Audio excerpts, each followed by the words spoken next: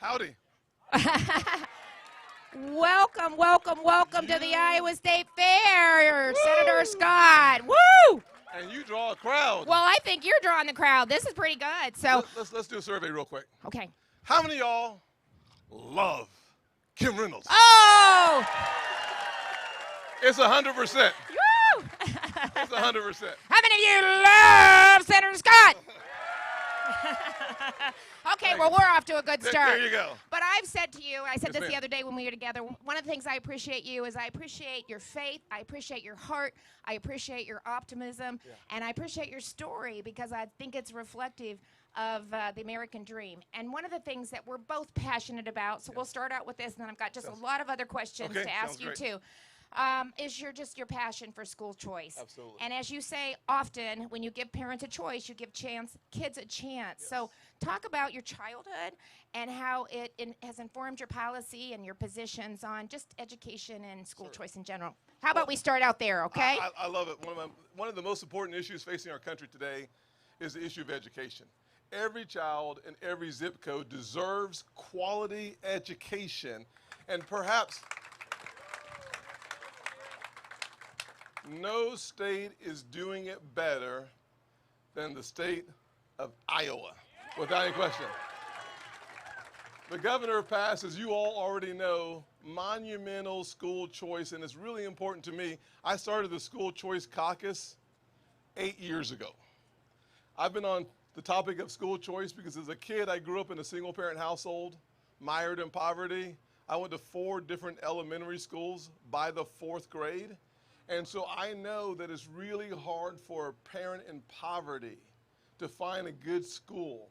And so when your governor passes monumental school choice, making it easier for parents all over the state to have school choice, it gets my attention. And frankly, I celebrate her success and frankly, our success as a state and a nation. Education is the closest thing to magic. The good news about America, our future is not dependent on the color of your skin. It's dependent on the quality of your education. Getting that right is the future of the most remarkable country on God's green earth. I had a mother, when I was failing my freshman year, I didn't do very well. I thought I had an excuse to fail because my dad was not around. My mama looked at me and she said, "You can be a victim or you can become victorious." She chose victory. And I'm so thankful to have a mama who believed that sometimes love comes at the end of a switch. Now, I'm not sure if y'all know what a switch is. We do, right? But I say a switch is a Southern apparatus of encouragement. I'll leave it right there. So. But truly, to your point, school choice, just empowering parents elevates all of education. Absolutely. So we provided flexibility to our public schools, including increasing salaries, so it makes us all better. It will help everyone, right? Exactly. And Governor, one of the things that people miss in the school choice conversation, I believe in public schools. Yeah. I also believe in competition. Yeah. And so I want competition to improve our public schools. I don't care whether it's a public school, a private school, a charter school, a virtual school, or a homeschool. Yep. Give parents the choice, and their kids get a better chance. And we'll rock it. That's called They'll America. rock it. Absolutely. Our teachers will rock it. Well, I feel like so as I talk to Iowans, you know, one of the concerns, and you're hearing it too, really is just I think the impact of the Biden administration's weakness on the world stage, and truly the aggression that we see with China. Yes. So how has this impacted our national security, and how do we turn it around? Number one, it is not the strength. I'm a Southern preacher wannabe, so I like to stand up and talk to the audience, get right close to you, you know what I mean? So it is not the strength of President Xi, it's the weakness of President Biden. We need to understand the problem we face as a nation. America is the greatest land on God's green earth. We need to stop the Chinese, though, the Chinese Communist Party, from buying our farmlands, number one, spying on our kids, and stealing our jobs and our supply chain. You need to have a president with a backbone who will stand face to face toe-to-toe with President Xi and say, not on my watch, not in my country, I am that president, number one. Yeah, balloons breaching our sovereign territory. They're made in China 2025 is stealing our intellectual property to create the battery future for the world. We are the ones that come up with the ideas, and then they literally steal it from our companies. That's one of the reasons why we must have a president who brings home our supply chains, who brings home our jobs, and creates it and makes it in America. I have something called Made in America, which is a plan to create 10 million jobs by bringing our supply chains home and focusing in 3 specific areas. Energy, because I believe energy independence is national security. We have certainly strayed away from that, haven't we? We've given it away. Oh, my goodness. And number 2, we can create high-tech manufacturing jobs paying 6 figures to Americans to do the work and build the things that our nation needs. And number 3, innovation will help us cure cancer in less than 10 years, in my opinion. We will have the strongest economy, the strongest healthcare system if we focus on the private sector and not the government. Yay, yay.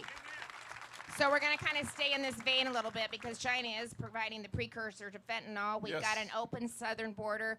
Every state is a border state. I've got National Guard members that are down helping Texas out right now. They were proud to do it.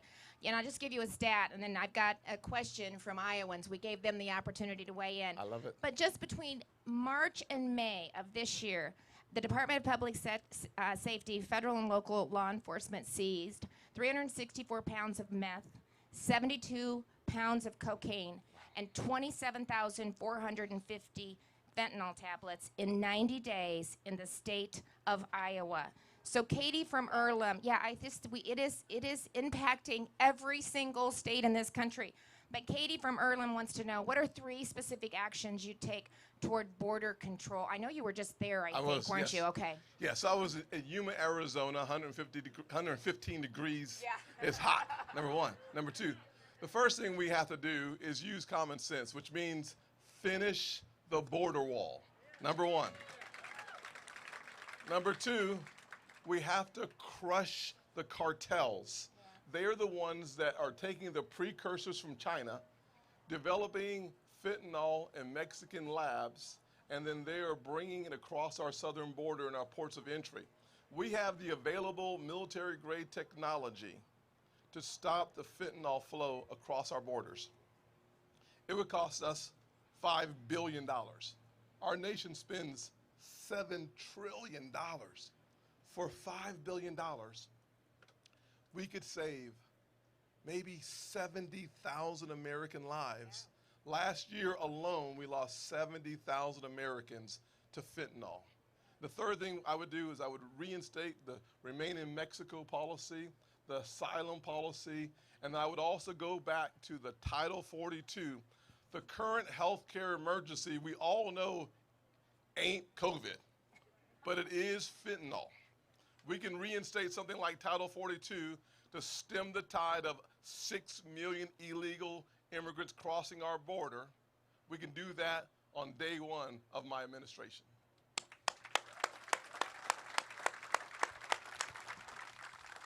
I think the other thing that we see when, anytime you turn on the TV, you just see this rising crime taking place, especially in Democrat-run cities across the country. But how do we start to address that and get back to the respect that these kids should be showing? So how do we address the crime, the homelessness, all of that that's just eating away at this country? How do we start to address that? Well, number 1, the first thing we could do is start respecting the police.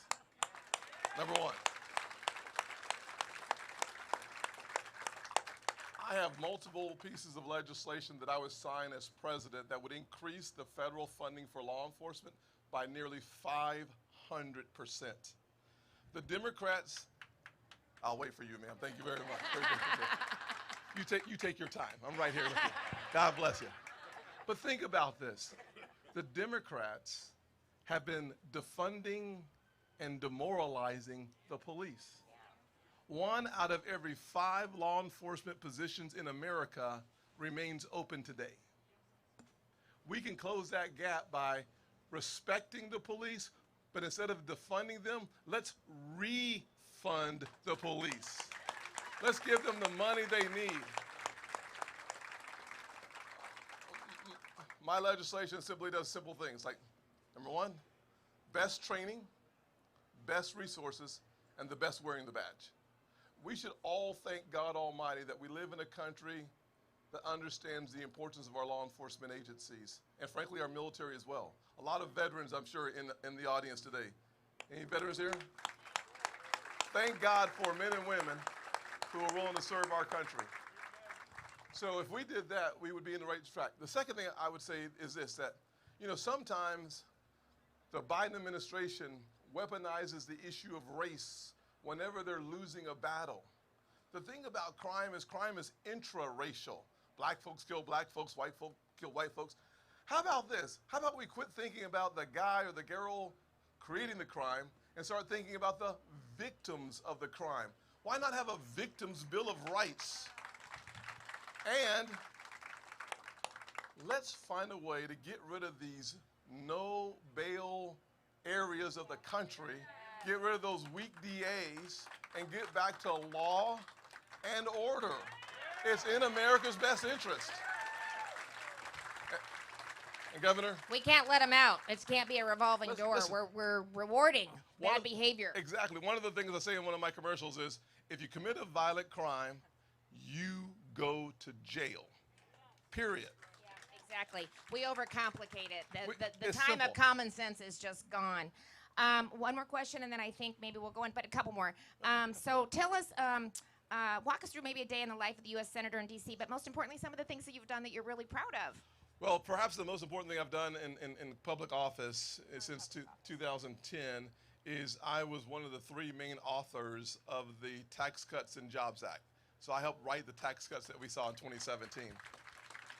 One of the things we don't do as Republicans, can I leave the stage for a second here? Yeah. Can I just go talk to people for a second? This is just like King and Country. They got out in the audience, too. I was like... This is how I look at it. So, hey, you. One of the things that we did in 2017 that we should have celebrated during the 2020 elections is we cut taxes for every group of people. Think about this, that as I said earlier, I was raised by a single mom. We cut, Republicans, the great opportunity party, cut taxes for a single mother by 70%. And we didn't tell a soul. For dual income households, we cut taxes by 60%. We promised to give back the average American family $4,000. We gave back $4,400, and we didn't tell a soul. We took the highest corporate tax rate in America, in the world, 35% happened to be America, and we brought it down to 21%. And we said, shh, don't tell anybody. We might be one of the worst marketing machines in all of human history. And then for small businesses, my life was changed economically when I started a small business. We gave a 20% haircut for small businesses and didn't tell anybody. We lowered the unemployment rate for women, 70-year low, African Americans, the lowest in the history of the country, brought to you by the Great Opportunity Party. Hispanics, Asians, majority population, a 50-year low, but we spent no time telling the American people about the success of our efforts on tax cutting. And here's the cool deal. When taxes went down, revenue to the Treasury went up by 3%. Why? Because Ronald Reagan and Art Laffer came up with this concept called the Laffer curve. It still works. So maybe the best thing I've done in office was writing and helping pass the Tax Cuts and Jobs Act, and I created something called Opportunity Zones, which brought $50 billion into the poorest communities, and not a single one of those dollars was a federal dollar. They were all private sector dollars driven by incentives in the tax code to get capital off the sideline back to work. And then, of course, education. Yay. Closest thing to magic. Yeah. And I think that's one of the things I'm most proud of, too, working with the legislature, what we've been able to do to the tax environment. Yes. Do I have any retirees out there that's no longer paying taxes on your retirement income? Woo! And we're going to keep bringing the individual rate down, too. So we're going to follow your lead and keep bringing them down. Okay. I love it. Fast three. Fast round. Okay. Fast three. Give me one funny campaign moment on the trail. And there's always lots, right? Yeah, there were a ton of. I was on a farm with a young lady named Linda who owned the farm. I'm walking down. I'm trying to be cool, you know. Yes, that was just wonderful. And my hat flies off my head and hits a reporter in the face. And the first thing I thought to myself was, oh my God, I'm getting ready to get sued. But he was a cool guy. He understood that the wind blew it off. That was a very interesting moment. And I think it made the news, too. I think I remember seeing something about that as well. Okay, so favorite fair food that you've had or that you're looking forward to having while you're here on the fairgrounds? I love the funnel cakes, by the way. But I'm a South Carolinian. I'm a Southern boy. I know barbecue, and I know ribs. But no one tell anybody this, okay?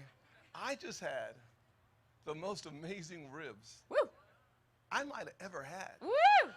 Only at the Iowa State Fair. But don't tell anybody in South Carolina I said that, okay? That can't go anywhere. That can't go anywhere up there. So I was going to maybe do the fast three down there and give you the opportunity. No. To give us your favorite walk-up song. I thought we could practice it. There's a song called Burn Rubber. It was popular when many of y'all were not born. Okay. It was the 1980s. Thank you for that. I think, this is... You weren't here then. You speak to me. You Yeah, no, yeah. This is back in the 1980s before you were born. So literally, a great song. It starts to go... and boom, boom, boom, boom. Anyways. All right, I can't sing. You're going to get to hear it. So, it's a special treat that we do only for our Fairside chats. Very cool. Okay, here's the final question and just your chance to kind of, but Tim, as I travel the state, Iowans tell me they want a leader. They want a president that'll stand up for the American people, that'll stand up for this country and our values and our freedoms.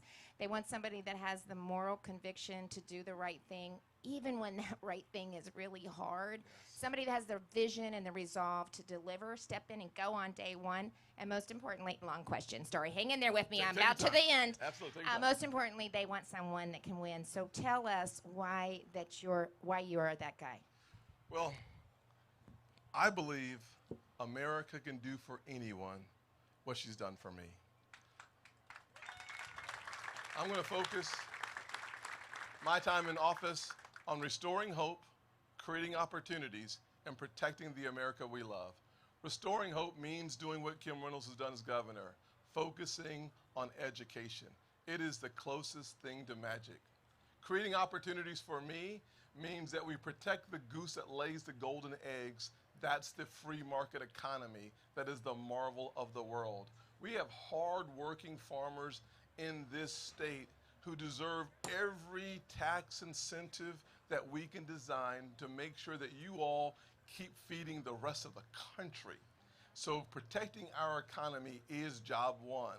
And three, protecting America, from my perspective, means backing the blue, closing our border, and standing toe-to-toe with China.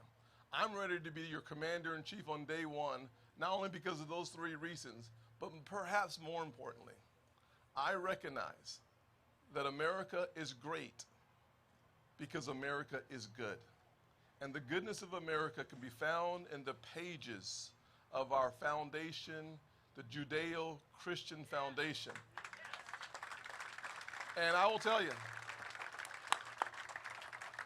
as a kid that was as lost as a goose in a rainstorm, I found on September 22nd, 1983, I found my faith in Jesus. And it transformed radically how I saw life. And what it taught me was two things. Number one, it taught me how to treat others. Matthew 5:44, love your enemies, pray for those who persecute you, do the right thing. And number two, believe that all things are possible.